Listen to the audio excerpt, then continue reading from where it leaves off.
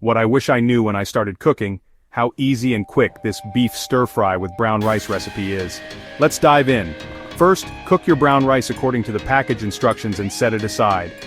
Now grab your skillet or wok and heat up 1 tablespoon of olive oil over medium-high heat. Toss in a teaspoon each of minced garlic and ginger, sautéing for about a minute until it smells amazing. Next, add 200 grams of lean beef strips and cook until they're nicely browned, around 5-7 minutes. Time to throw in the veggies. Add 1 cup of mixed bell peppers and 1 cup of broccoli florets. Stir-fry for another 3-5 minutes until the veggies are tender crisp. Pour in 2 tablespoons of soy sauce, stir well to combine, and cook for an additional 2 minutes. Season with salt and pepper to taste. Serve your beef stir-fry over a bed of fluffy brown rice. And there you have it, delicious, healthy, and ready in no time. Enjoy!